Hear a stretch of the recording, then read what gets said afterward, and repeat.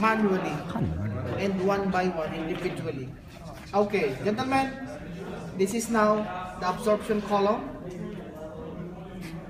We have the flow meter or rotameter for F1 water, F1 water, F2 air, F2 air, F3 carbon dioxide, F3 carbon dioxide.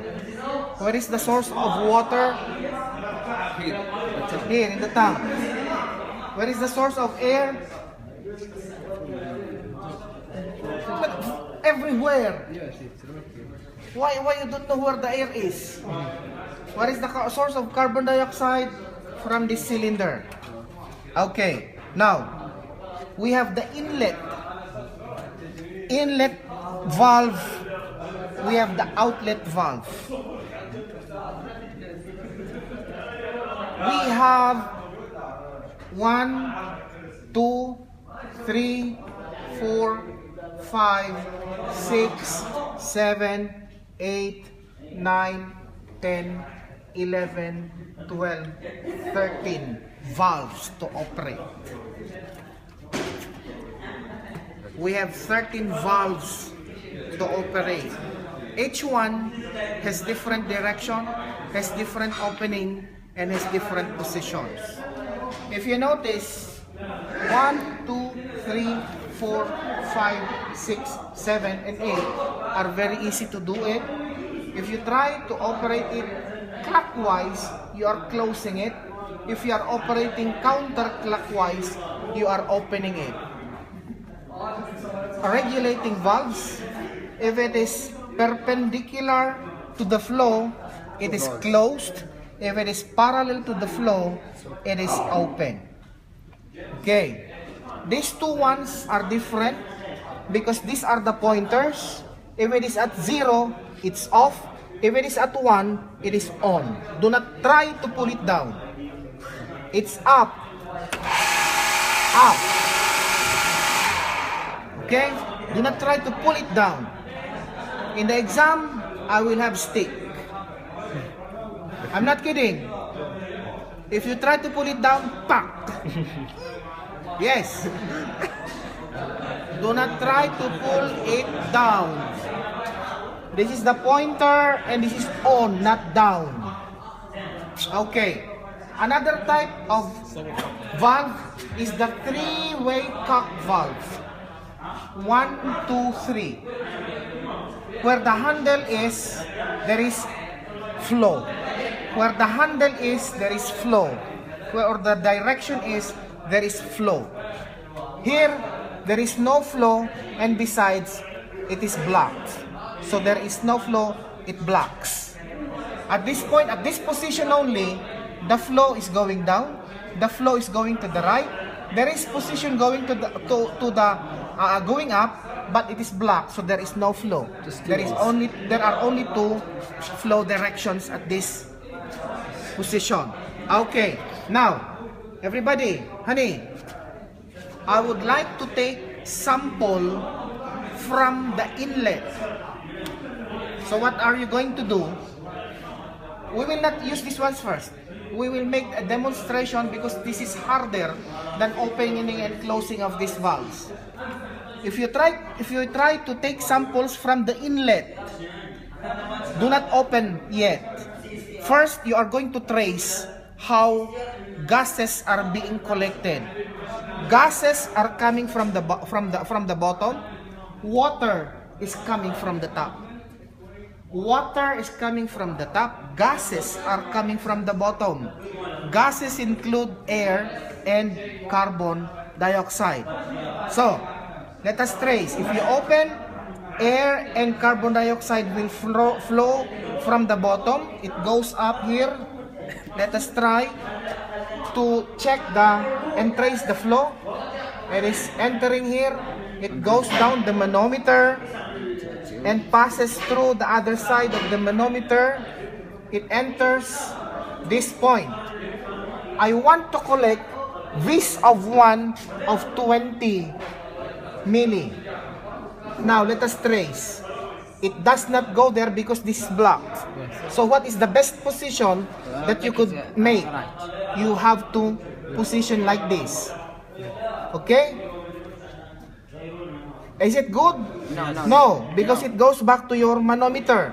So the best one now is like this. So it comes out from here, it enters this one, it is blocked here, no, nothing is going down, it goes up. There are two ways, to the left and to the right. Do not let it flow to the right because it enters again to the column. So block it. So stop. The flow now is stopped. So it goes now to the left, it goes up, and you can now collect 20 milli.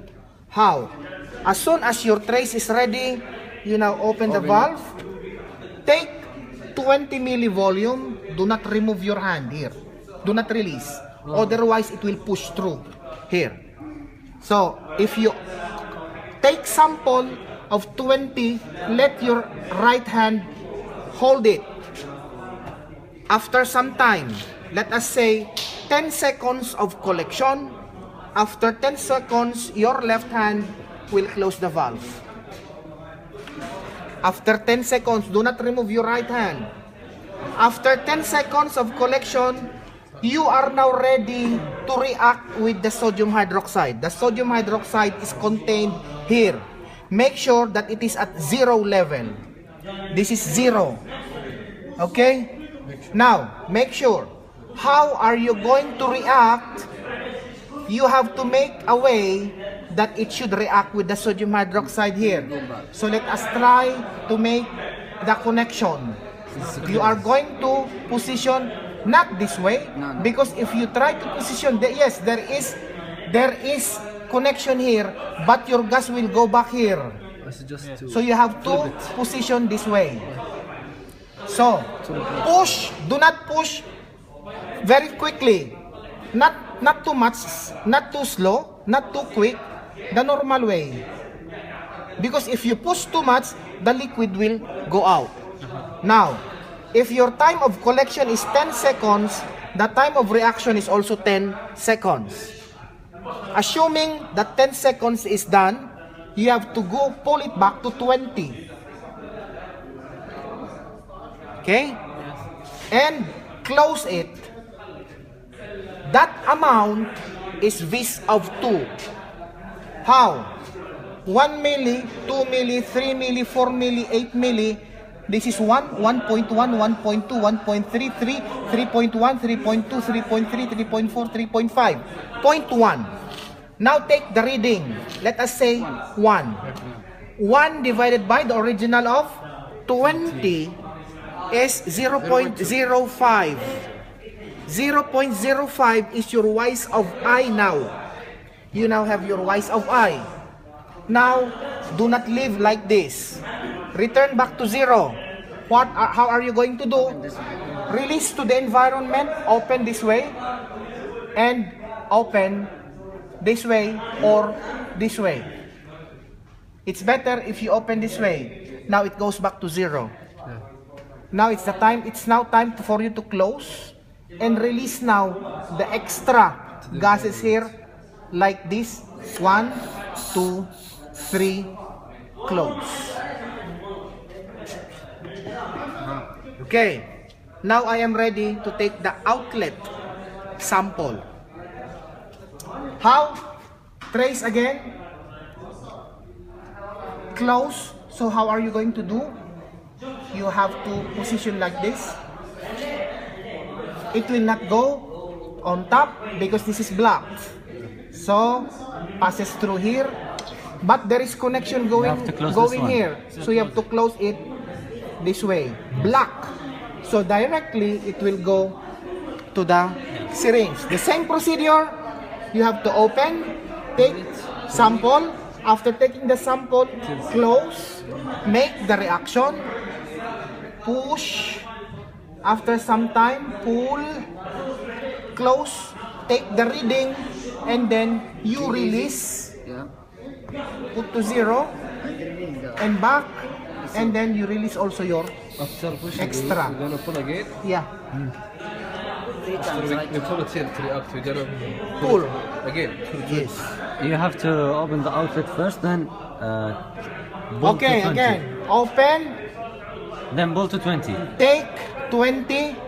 Let us say 10 seconds. After 10 seconds, you close. Then you react. And after 10 seconds, you pull it back to 20. Then And close. Take the reading. After taking the reading, you can now release, put to 0, and you can also release the excess gases. 1, 2, 3, close. Done. Okay? Group 1, you have 5 minutes. I have a question. Group 2, you have another 5 minutes. Group 3, you have another 5 minutes. And after